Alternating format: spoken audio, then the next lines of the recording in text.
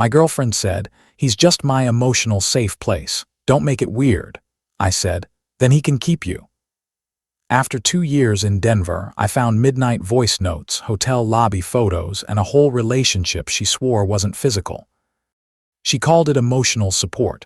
I ended it before she finished explaining. Original post: I'm Shane, 33. My ex was Brianna, 30. We were together a little over 2 years living in Denver, and for most of that time I thought we were solid. I work as a physical therapist. Brianna worked in social media for an outdoor apparel brand. We split rent, argued about groceries, talked about getting engaged next year, and looked enough like a stable adult couple that I never imagined I was slowly being demoted inside my own relationship. The problem wasn't physical cheating at first, it was emotional displacement. The third person was her ex, Caleb. His father died last fall and Brianna started checking in on him. I didn't make a big deal out of it initially. Grief is real. History is history. I wasn't going to be the insecure guy who panicked because an old relationship briefly resurfaced during a hard season. But brief didn't stay brief. Soon it was nightly calls because he wasn't doing well. Then long balcony conversations because he didn't want to break down in public. Then private jokes, voice notes, and this constant refrain: "He just feels safe with me, Shane. I'm all he has right now." That line came up so often it started sounding rehearsed. Every time I said it felt inappropriate, Brianna turned it into a conversation about my limitations. She'd say not everything intimate is sexual. She'd say I was being threatened by emotional depth. Once she actually said, "Not all connection belongs to a boyfriend." I should have ended it right there. Instead, I tried to be reasonable. Which is what calm people do right before they realize calm was being used against them. A few weeks before the breakup, I came home late and heard her recording a voice note in the kitchen. She didn't know I was there yet. Her voice was softer than it had been with me in months. She said, "I know you're trying to stay strong, but you don't have to pretend with me. I still know when you're shutting down." I stood there with my lunch bag in my hand and realized I was hearing my girlfriend speak to another man in the tone she used to save for me. When she saw me, she didn't look guilty, just irritated. I asked how long the voice notes had been happening. She said, "Don't do this tonight." That answer told me enough. After that, I noticed everything. The phone turned face down, the smile at incoming messages. The way she defended Caleb more urgently than she defended us. The way every concern I raised got translated into a flaw in my personality instead of a flaw in her behavior. Still, I stayed. The actual break happened on a Thursday. Brianna said she had a work happy hour downtown and would be home late. Around 11, I got a shared photo notification from an old group album. 3 new photos flashed before disappearing. In the first, Brianna and Caleb were sitting in a hotel lobby bar. In the second, she was holding both his hands. In the third, his head was resting on her shoulder. Nothing sexual, nothing deniable either.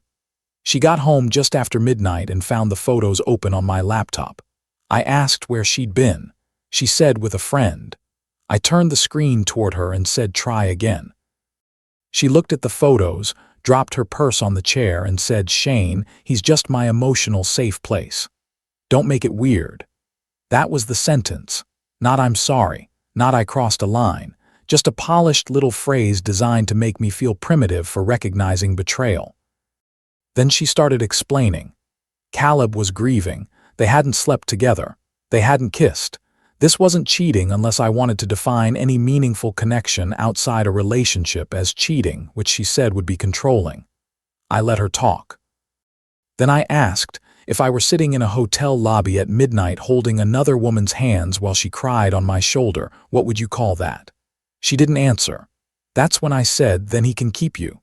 She froze, not because she was heartbroken, because she hadn't expected consequences. She said, "You're throwing away 2 years over something that was never physical." I said, "No.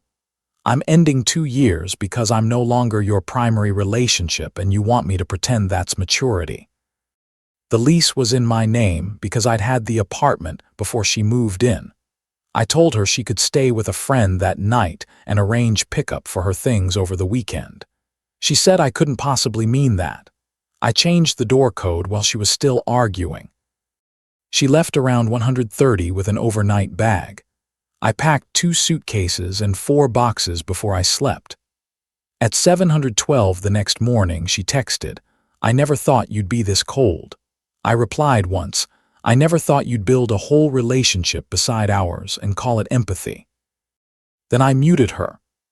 By noon, I had 26 missed calls, 1 voicemail from Caleb telling me I was being unfair, and a message from her friend Dana saying Brianna was devastated and I needed to stop acting like a robot. That was when I knew the chaos had officially started. Update 1: 3 days later, Brianna had already started rewriting the story. In her version, I was the emotionally unavailable boyfriend who couldn't handle her being a compassionate person. She told people Caleb was grieving. She supported him platonically, and I exploded because I was threatened by vulnerability. Dana called first and said, "I think it's really dark that you'd punish Brianna for showing up for someone in pain." I asked, "Did she mention the midnight hotel lobby?" Silence. Then Dana said, "She said they met because he was spiraling." I said, "Did she mention she hid it, lied about where she was, and told me he was her emotional safe place?" Longer silence. Then, "That sounds bad when you say it like that." I laughed once, because betrayal always sounds bad once you remove the branding.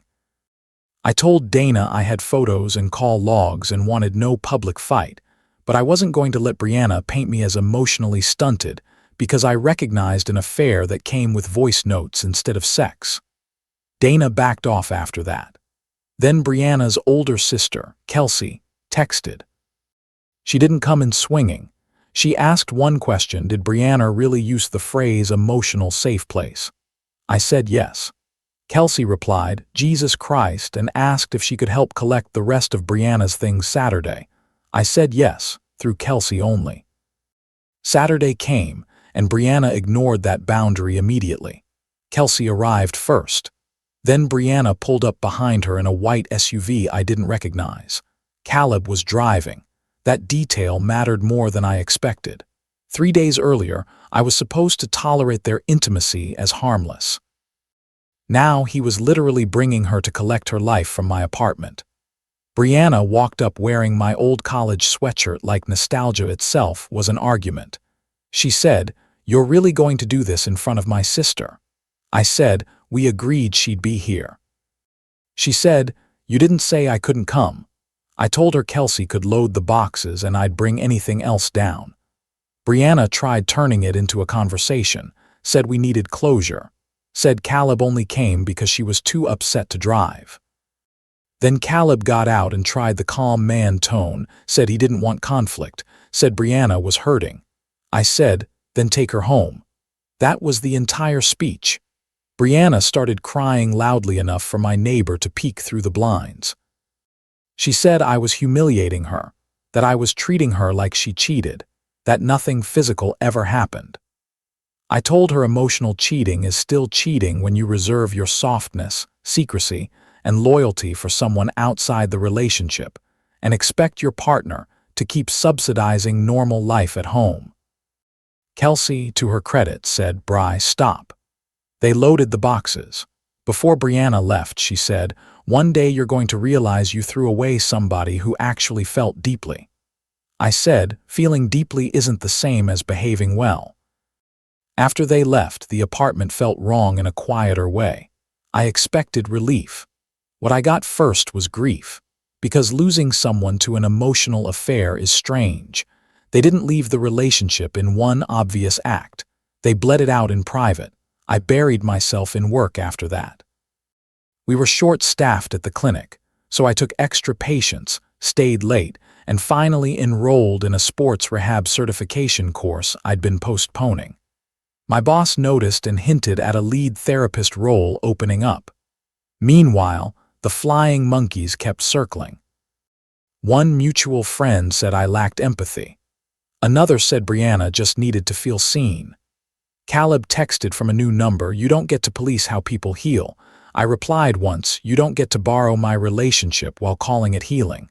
Blocked. I thought maybe that was the end. It wasn't. Update 2. About 2.5 weeks after the breakup, Brianna's version of events started falling apart, and that's when she got reckless. First, someone sent me screenshots from her close friend's Instagram stories. She was posting vague little monologues about surviving emotionally abusive men who punish women for having empathy. She never used my name, but the details were obvious enough that 2 coworkers asked if everything was okay at home. Then came the fake crisis. Just after midnight on a Tuesday, I got a text from an unknown number. "Brianna's at St. Joseph. Panic attack. She keeps asking for you." My body reacted before my brain did. I was halfway to my shoes when I realized the message felt wrong. 10 minutes later, Dana posted a selfie from her apartment. Brianna was in the background on the couch holding a wine glass. Screenshot. Saved. The next morning, front desk at the clinic told me a woman had dropped off a sealed envelope. Brianna, of course. Inside was a 4-page handwritten letter about how our breakup exposed my discomfort with female emotional complexity. She wrote that Caleb awakened parts of her she had neglected. She wrote that I mistook possessiveness for loyalty. She ended by saying I was still the person she wanted to come home to when this was over. When this was over. Like her emotional affair was a study abroad program I was supposed to patiently survive. I photographed every page, then showed them to my friend Marcus, whose cousin is a paralegal. He summarized it perfectly. "This is harassment in cursive." 2 days later, Brianna showed up at the clinic. Reception called back and said a woman claimed she had forgotten something in my car. I told them to ask her to leave. Instead, she sat in the lobby and cried just quietly enough to look tragic but not disruptive.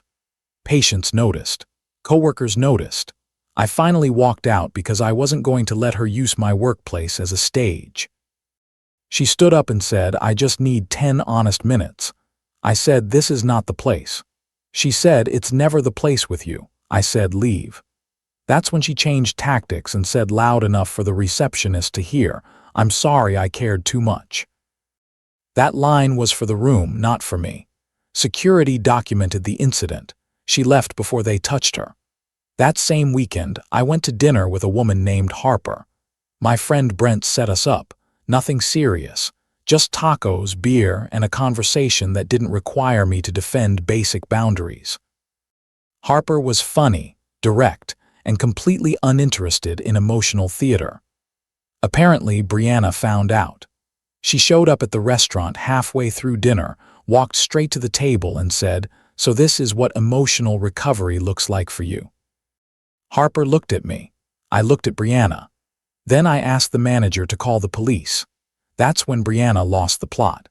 Said I replaced her in 2 weeks. Said I never understood love. Said Caleb was the only person who ever made her feel emotionally safe and she still chose me, but I ruined it. There it was. Me as the ungrateful beneficiary of her divided loyalties. Police came, took statements, and gave her a trespass warning. The next morning, I hired an attorney and paid a $1,600 retainer for a cease and desist. After that, Brianna stopped contacting me directly and started sending people. Her cousin texted. Her college roommate messaged me on LinkedIn. Caleb emailed from what looked like a work address saying Brianna was spiraling and I needed to show compassion. I forwarded everything to my attorney. Then came the message that pushed it into court. One night around 11:30, I got a text from a number I didn't know. "I can see your light on. Please just talk to me." That did it. I filed a police report the next morning. Doorbell footage later confirmed Brianna had been sitting outside my building in her car for almost 40 minutes the night before. What's wild is that even then, some small part of me still felt sad for her. Not enough to answer, not enough to bend, just enough to see how badly some people confuse emotional intensity with moral innocence. The court didn't. Final update: the hearing was about a month later.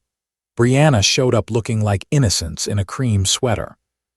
Caleb sat in the back like a grief support volunteer who took a wrong turn into consequences. My attorney kept it simple. Hotel lobby photos, call logs, the handwritten letter, the clinic incident report, the restaurant trespass warning, screenshots of the fake hospital text and the close friends posts. The message about seeing my light on. Doorbell footage of her sitting outside. Her lawyer tried the closure angle, said his client was highly emotional, deeply hurt, and simply trying to repair a misunderstanding after a breakup triggered by non-physical conduct. The judge asked Brianna whether she had been told to stop contacting me. Yes. Whether she contacted my workplace anyway. Yes. Whether she appeared at a restaurant where I was on a date. Yes. Whether the message about seeing my light on came from her. She hesitated, then said yes, but only because she was desperate for closure. The judge said closure is not a legal right. That line felt worth the filing fee by itself. Order granted. 12 months, no contact, no workplace, no residence, no indirect contact through friends, relatives, or Caleb. Outside the courthouse, Brianna's mother came over to me. I expected defensiveness. Didn't get it. She looked exhausted and said, "I'm sorry." She's always believed that if she can explain her feelings well enough, the damage somehow becomes less real.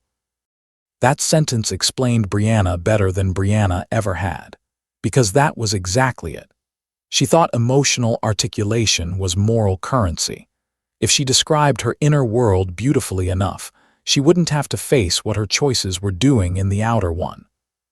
Her mother also said, "You weren't wrong for needing to be the person she came home to, not just the person who paid for home." That one stayed with me. It's been about 3 months now. I got the lead therapist role at the clinic. Better money, more responsibility. Less patience for nonsense, which might be the bigger promotion. I finished the sports rehab certification too. Harper and I are still seeing each other, slowly, calmly. She knows the whole story. One night over dinner she said, emotional maturity is supposed to make life clearer, not messier. I liked her even more after that. From what little I've heard, Brianna and Caleb aren't talking anymore either. Apparently once the drama turned into paperwork, police reports, and court dates, the emotional safe place didn't feel so safe. Funny how some connections only thrive when somebody else is subsidizing the illusion. What I learned is this: emotional cheating survives because people think if nothing sexual happened, then nothing serious happened. That's nonsense. Betrayal can happen in whispers, midnight calls, private jokes, hotel lobby tears, and softness somebody saves for everyone, except the person they claim to love. Brianna wanted credit for feeling deeply, while dodging accountability for behaving badly. She wanted me to admire her compassion while ignoring where it was being invested. She wanted me to accept emotional leftovers while another man got the version of her that listened, soothed, reassured, and stayed up late. No, that's not emotional depth. That's misdirected devotion with better marketing. So here's the lesson I'm keeping. If somebody repeatedly asks you to downgrade your instincts so they can keep a third person emotionally installed in the relationship, believe what you're experiencing the first time. You do not need physical proof to honor emotional reality. You do not need a bed, a kiss, or a confession when the intimacy, secrecy, and loyalty already left the building. If you've been through something similar, tell me in the comments whether you think Shane handled it right or what you would have done. And if you want more stories like this, subscribe, like, and share.